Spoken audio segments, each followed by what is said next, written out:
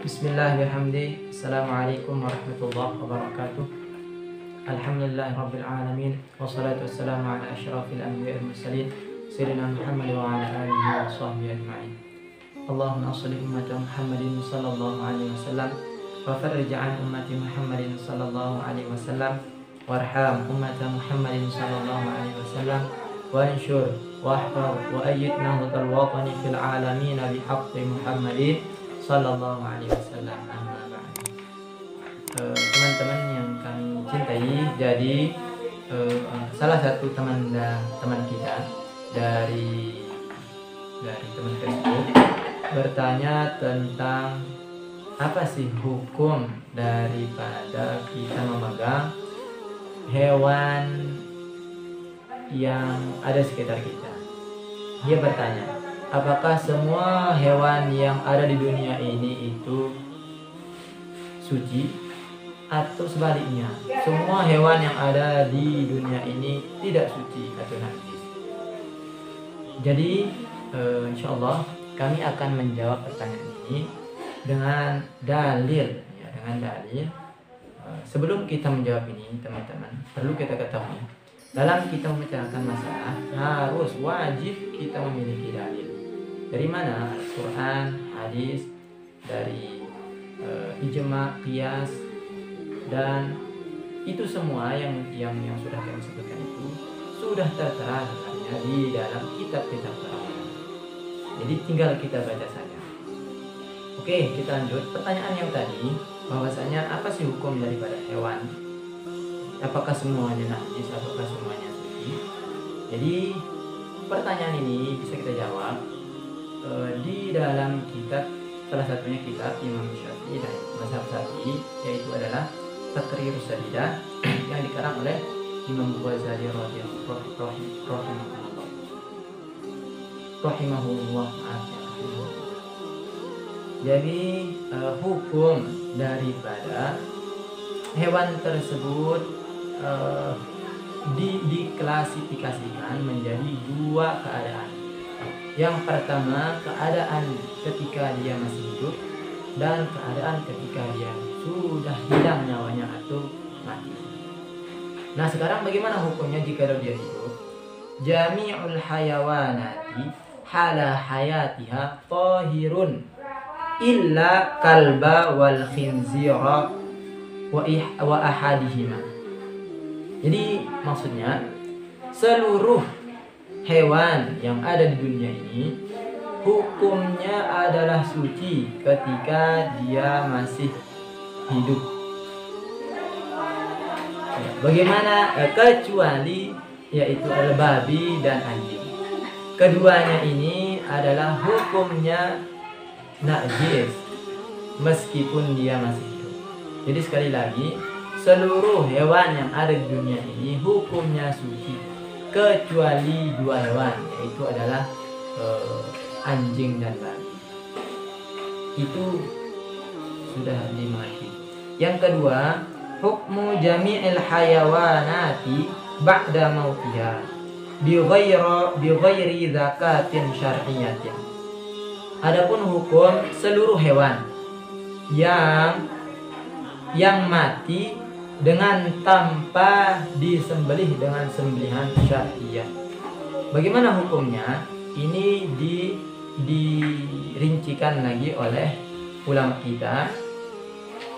Jadi kulluha najisatun. Kulluha najisatun. Jadi semua hewan yang tidak disembelih dengan sembelihan yang syariah, maka seluruhnya adalah bangkai. Contoh ayam, dia mati tanpa disembelih, maka hukumnya bangkai.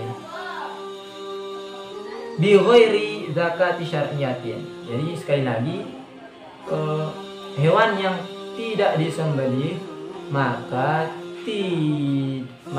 najislah dagingnya, najis hukumnya. Jadi illa mayyitul adamiyyi wa mayyitul jaradi wa mayyatu samaki. Jadi seluruh bangkai bangkai binatang itu hukum yang tidak disembelih dengan sembelihan syar'i, maka hukumnya najis kecuali mayitnya anak Adam. Jadi sekadar mayitnya anak Adam sekarang kita jelaskan. Yang kedua itu adalah bangkainya ikan dan bangkainya belalang. Kok dikatakan mayitnya manusia? Jadi perhatikan, sebenarnya manusia ini dah termasuk digolongkan dengan hewan sebenarnya. Jadi mantek mengatakan al-insanu hayawanun natiqun. Jadi manusia adalah termasuk binatang, akan tetapi binatang yang bisa natiq, yang bisa berpikir. Jadi al-insanu hayawanun natiq. Jadi kalau kita melihat di fikihnya mengatakan bahwasanya termasuk kecuali, jadi seluruh hewan yang ada di dunia ini, hewan yang ada di dunia semuanya najis kecuali tanpa najisnya itu gara-gara tidak disembelih itu, maka semua bangkainya itu adalah, semua jasadnya itu adalah bangkai. Jadi sekali lagi, kenapa fikih mengatakan semua hewan itu adalah hukumnya najis kecuali mayatnya manusia? Kenapa manusia? Yang kedua adalah belalang, dan ketiga adalah ikan. Kok manusia dikatakan binatang? Ya karena, jangan kita salah paham, karena manusia itu tergolong hayawanun natiqun, hewan yang bisa berpikir atau bisa berkata. Jadi kita manusia ini adalah hewan, tapi yang bisa berkata saja. Jangan keliru ya. Jadi semua hewan yang tidak disembelih semua hewan yang tidak disembelih dengan sembelihan syar'i maka dihukumi najis kecuali binatang, yaitu adalah ikan dan belalang. Yang selanjutnya, al hayawanatul makulatu idza matat bidakatin syar'iyatin fahiya tahiratun. Adapun hewan yang dimakan dagingnya itu, apabila dia itu mati disebabkan karena kita sudah sembelih dengan sembelihan yang syar'i, maka hukum dari daging tersebut adalah suci, boleh dimakan. Itu maksudnya suci ya, meskipun kita angkat dia ya, jadi tidak najis, tidak najis. Sedangkan al hayawanatu ghairul makulati idza matat kulluha najisatun. Adapun hewan-hewan yang tidak dimakan dagingnya, maka jikalau dia mati maka seluruhnya itu adalah najis bangkainya. Walau zubihat, sekalipun hewan tersebut adalah disembelih dengan sembelihan yang syar'i. Jadi maksudnya kalau misal ada kucing ya, kan kucing ini jadi dagingnya tidak boleh kita makan, kita sembelih dia, maka kucing tersebut adalah dihukumi najis. Karena apa? Karena dia adalah, kalau dia mati maka dia adalah bangkai ya. Jadi kesimpulannya adalah semua hewan itu adalah dihukumi suci kecuali babi dan anjing. Yang selanjutnya, kalau dia masih hidup. Bagaimana jika dia sudah mati?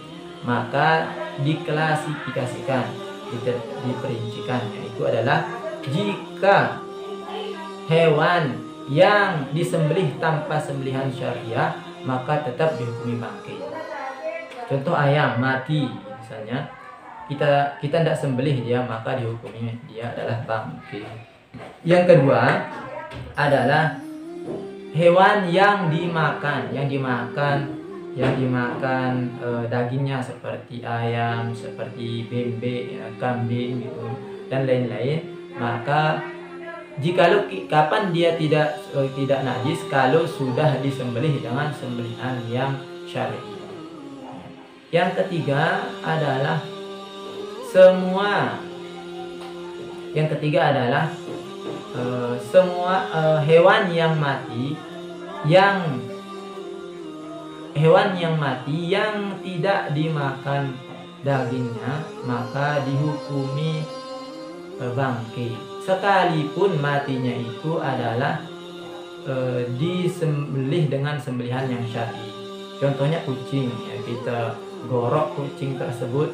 Nah, meskipun kita gorok dengan syar'i maka tetap dihukumi najis karena kucing tersebut adalah tidak dimakan, hewan yang tidak halal, tidak makan daging. Ya, itu saja dari penjelasan kita, mudah-mudahan bermanfaat. Kalau ada kesalahan khilafan, komen di bawah ini. Sekian dari kami, wallahu muwaffiq wal hadi ila sabilir rasyad. Assalamualaikum warahmatullahi wabarakatuh.